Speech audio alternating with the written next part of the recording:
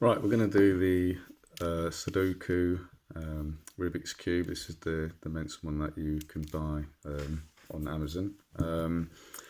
What I would suggest is that you make a map of the completed cube, as I have done here.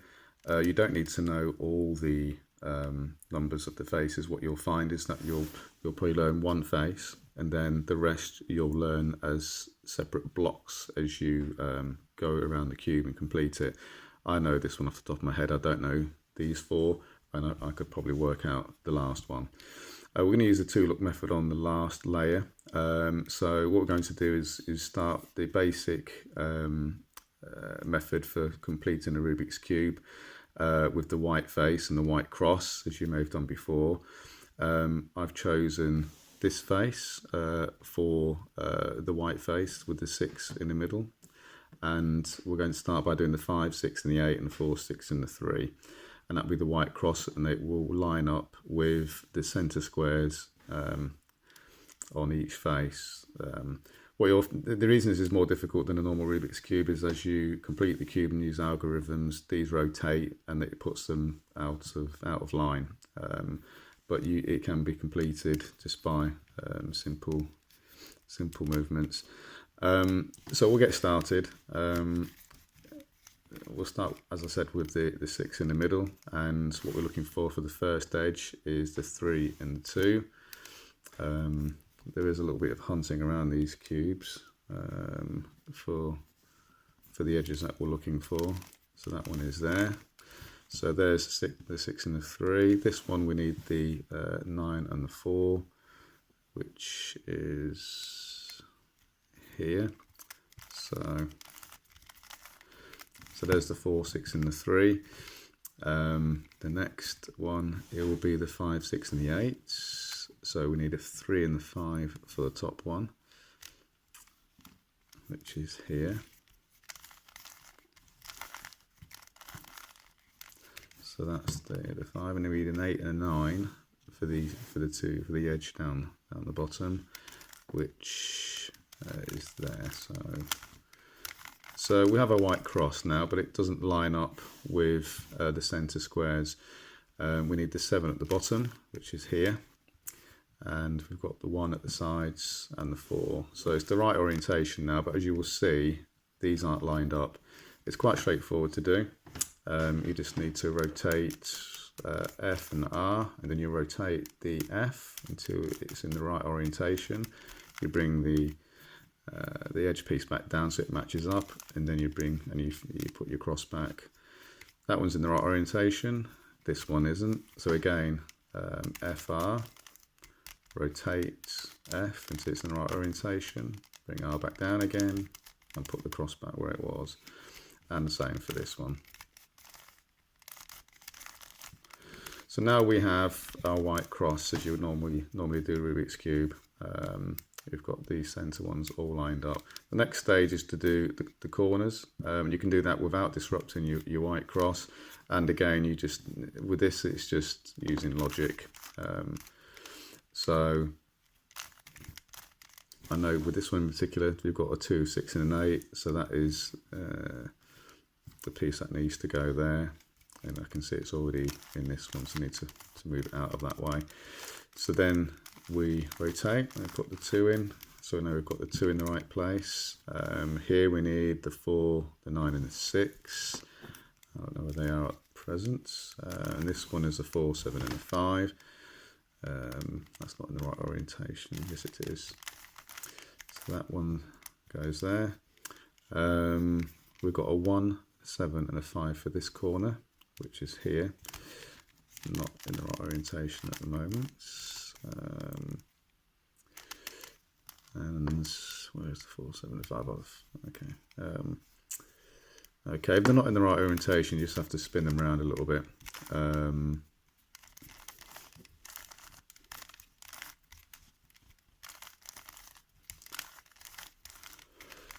So that's 1, 5, 2, 4, 6, 3, 7, 8, and the 9 we need is here. Again, it's in the wrong orientation. Spin it around, and then it should go in.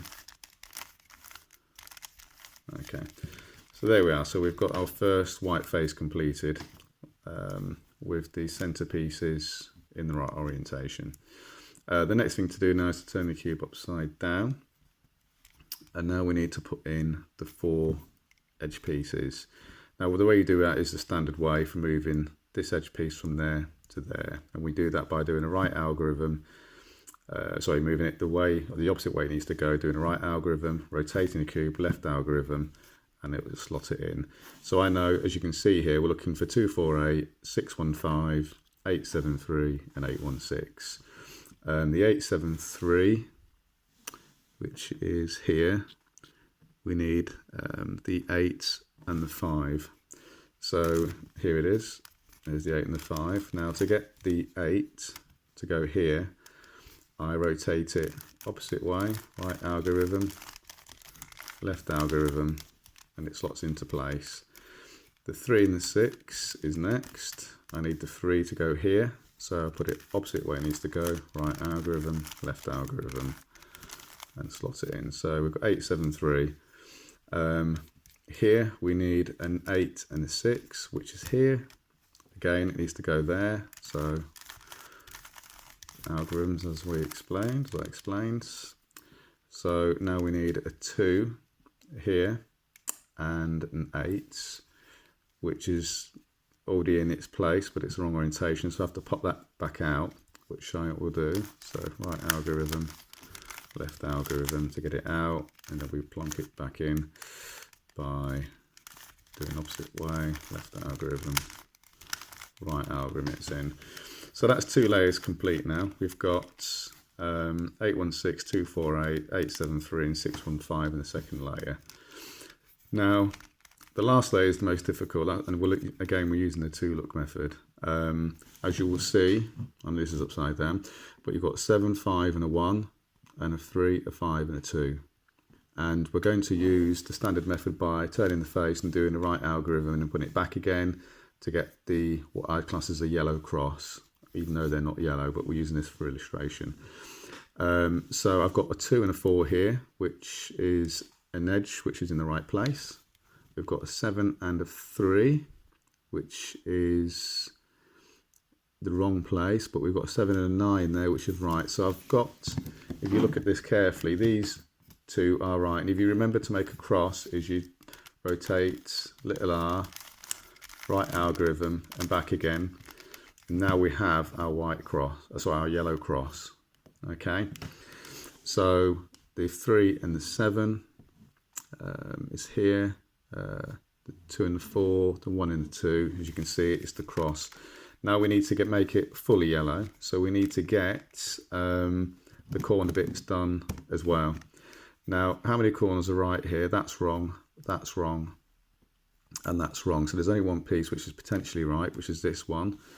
And that is a 6, a 9 and a 3. So that's wrong as well. So they're all, at the moment we've stuck the yellow cross, but the rest are different colours.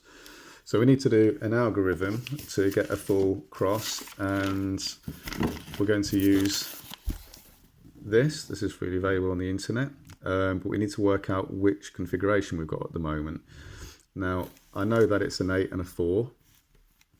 And I know that the 6 and the 9 are here. So what we have here is the cross symmetric, which is this algorithm here. So it's F, 3 right algorithms, and F prime, with the cube in this orientation. So up and down. So let's do that. So F, right algorithm, and F prime, and that gives us our full yellow face. As you can see, 1, 2, 3, 4, 5, 6, 7, 8, 9. So what we have to do now is put the corners in the right orientation, which we use another algorithm for.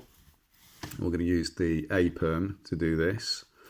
And as you can see, what we need here is 4, 6, 9, 8. I've got 4, 9, 8, 6.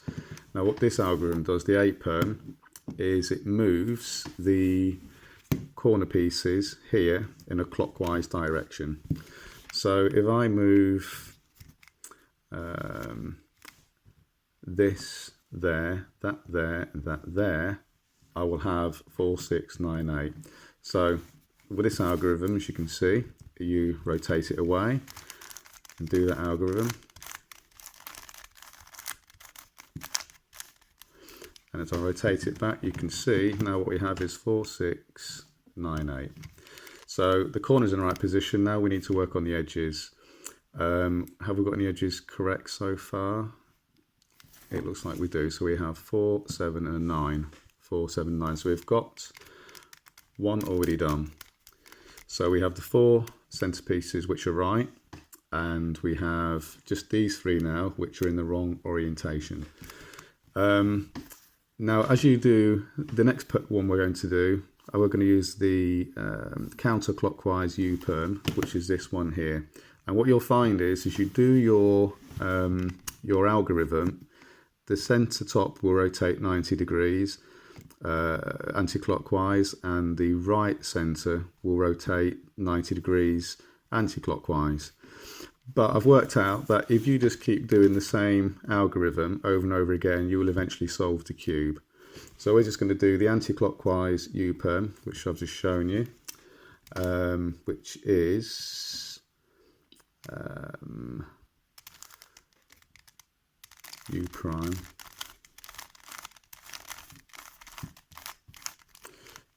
That hasn't worked so far, but you can see that that is moved out of line now, so keep going.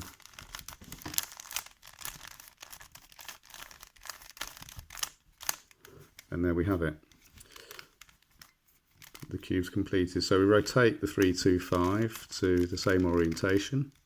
And we have 4, 6, 4, 3, 6, 7, 5, 1, 9, 2, 8. And as you can see, all the faces are complete. It may take up to 9 U-perm movements to solve the cube, but you just got to keep going until it lines it up. Always make sure that you have your one at the right hand side, because it's going to be right 50% of the time. If you have it here and you're doing your U-perm, that's only going to be right 25% of the time. So always have the 5 at the top and the 1 on the right hand side, and that's how you complete the cube.